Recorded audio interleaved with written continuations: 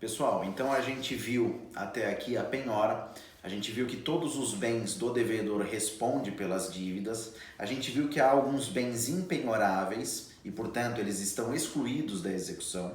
A gente viu que há uma ordem preferencial de penhora, mas que essa ordem ela pode ser alterada. Então, a situação processual que a gente tem nesse momento é a formalização dessa penhora, o devedor ele já foi intimado dessa penhora, essa penhora foi mantida pelo juiz e agora se passará ao ato de avaliação.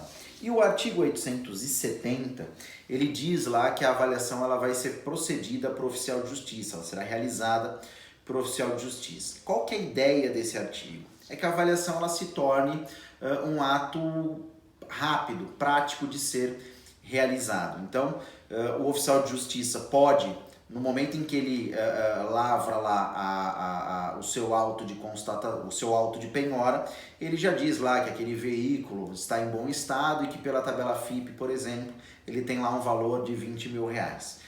Quando que o oficial de justiça não realizará a avaliação via de regra?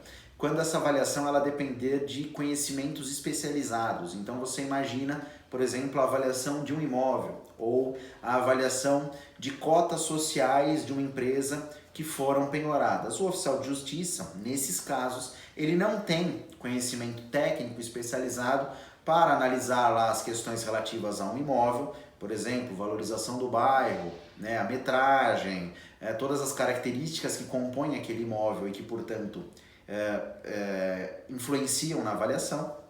E no que diz respeito a uma empresa, por exemplo, ele também não tem conhecimento técnico suficiente para analisar lá todos os dados contábeis e todos os requisitos necessários para fazer uma avaliação de cotas sociais. Então, nessa hipótese, o parágrafo único do 870 diz o seguinte: se forem necessários conhecimentos especializados e o valor da execução comportar, o juiz nomeará avaliador, fixando-lhe prazo não superior a 10 dias para entrega do laudo.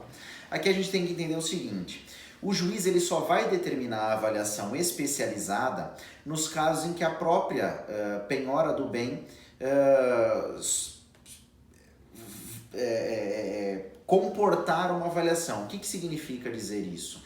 Naqueles bens de valor ínfimo, que o juiz já vê de cara que o valor do bem é ínfimo, ou nos casos em que a execução se discute lá R$1.000 e o custo dessa avaliação vai demandar R$50 mil, por exemplo, por uma perícia especializada, nesses casos não há como se determinar uma avaliação especializada porque, né, como eu digo, o molho vai sair mais caro que o peixe. Então, nessas hipóteses, o juiz acaba por não realizar a avaliação desse bem.